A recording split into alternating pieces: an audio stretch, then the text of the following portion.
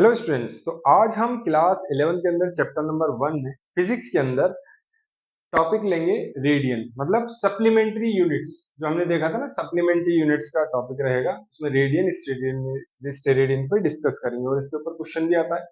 हमने पुराना क्वेश्चन देखा था, name all the basic unit and supplementary unit of SI system.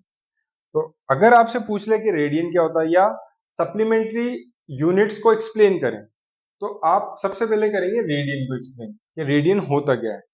तो रेडियन के अंदर होता क्या है कि आपने क्या करा, एक सर्किल लिया, ठीक है, सर्किल की रेडियस ली, और ये रेडियस को क्या करोगे आप, जितनी ये रेडियस है ना इतना आर्क खींचोगे, ठीक, जितनी रेडियस है उतना आर्क खींचोगे और उसे कनेक्ट कर दोगे, ठीक है।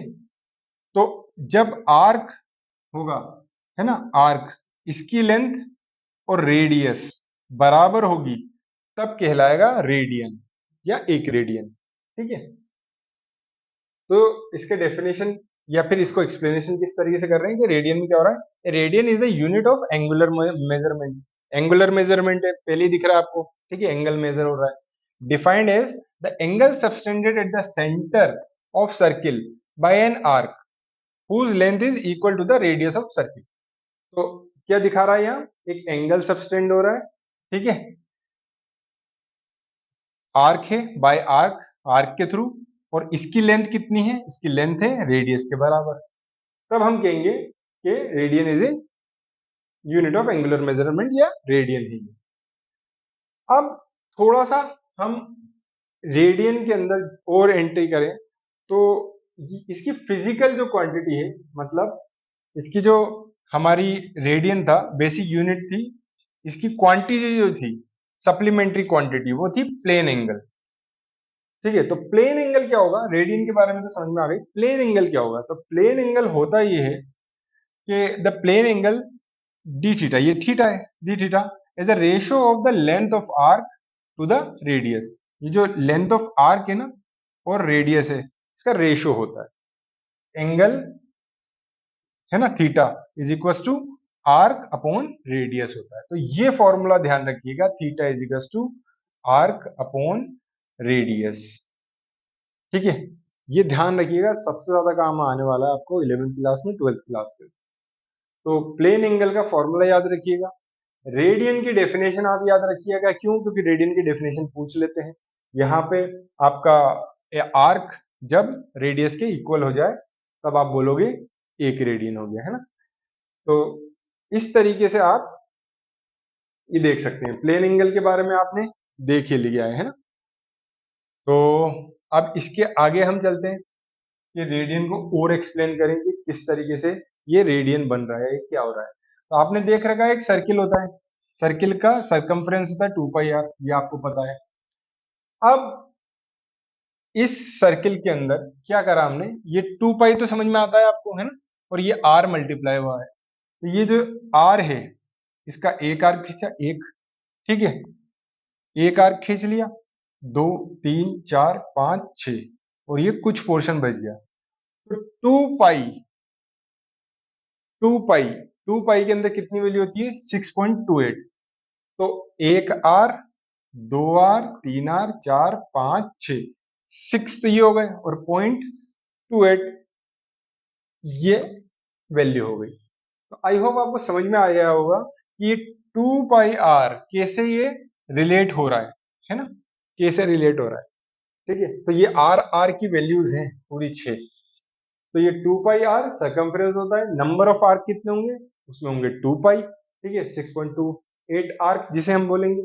अब पूरे रोटेशन के अंदर, पूरा रोटेट कर लिया हमने, तो उसके अंदर 2π रेडियन होगा, ये ध्यान रखिएगा, है ना, 2π रेडियन।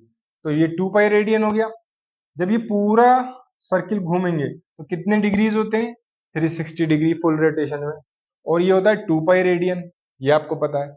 ऐसे ही अगर हम यहाँ 2 से और यहाँ से 2 से डिवाइड कर दें तो पाई रेडियन और 180 डिग्री आ जाएगा, जो कि स्ट्रेट लाइन बन जाएगी।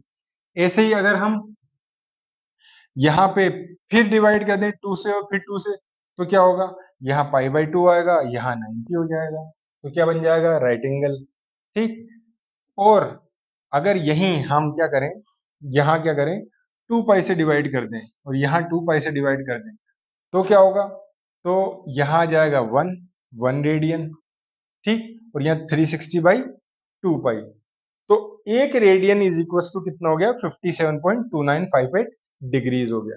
ठीक है, इस तरीके से 1 रेडियन रहेगा और ये 57.2958 डिग्रीज होगा, मतलब नियर अबाउट 60 डिग्री के आसपास होगा 1 रेडियन। ये थोड़ा सा ध्यान रखिएगा, है ना। तो ये रेडियन की पूरी कहानी है एक तरीके से। इसके बाद आएगा स्टेरेडियन। स्टेरेडियन में कुछ नहीं होगा, पहले हमने सर्किल लिया था, अब हम स्फेयर ले लेंगे और स्फेयर ले लेंगे, एक पॉइंट लेंगे यहां से यहां तक रेडियस और ये सर्किल ड्रॉ करेंगे। तो ये जो एरिया होगा ना हमारा, ये एरिया वो कितना होगा, वो ये जो रेडियस लिए आर इसका स्क्वायर के बराबर होगा। ये जो एरिया होगा वो रेडियस के स्क्वायर के बराबर होगा। ठीक, तो a steradian is the specific solid angle, ये सॉलिड एंगल है that when the projected onto the sphere surface cover an area equal to the square of the sphere radius। तो जब भी इस तरीके का एंगल है हम सॉलिड एंगल लेंगे, है ना, तो कितना एरिया कवर करेगा, ये जो एरिया कवर करेगा प्रोजेक्टेड होगा वो होगा एरिया होगा और वो रेडियस के स्क्वायर के बराबर होगा। ठीक है, जो भी यहाँ रेडियस है, तब हम बोलेंगे उसे 1 स्टेरेडियन। ठीक है ना। तो इसकी क्वांटिटी क्या होती है, सप्लीमेंट्री क्वांटिटी, नाम होता है सॉलिड एंगल। ध्यान रखिएगा, अगर यूनिट पूछे तो स्टेरेडियन लिखना, क्वांटिटी पूछे सप्लीमेंट्री क्वांटिटी तो सॉलिड एंगल लिखना। सॉलिड एंगल का फॉर्मूला क्या होता है, omega is equal to surface area radius का स्क्वायर, जो अभी भी देखा था हमने। क्या बोल रहा है, सॉलिड एंगल डी ओमेगा, है ना, डी ओमेगा मतलब डी मतलब छोटा, है ना, ये ध्यान रखो। तो d omega is the ratio of the intercepted area dA of the spherical surface described about the apex O as the center to the square of its radius, square of its radius। तो simple सी बात यह है, solid angle, जो ये solid angle ना, theta या कहें, theta तो नहीं है यहाँ पे, डी ओमेगा है ना, ओमेगा या डी ओमेगा किसके बराबर होगा, सरफेस एरिया, ये जितना भी सरफेस एरिया है अपॉन रेडियस के स्क्वायर के बराबर। तो इसे बोलेंगे आप सॉलिड एंगल। और स्टेरेडियन तो आपको पता ही है, और सॉलिड एंगल किस में नापा जाएगा, स्टेरेडियन के अंदर। और वो पीछे वाला जो थीटा नापा जा रहा था वो किसमें था, रेडियन के अंदर। ठीक है ना।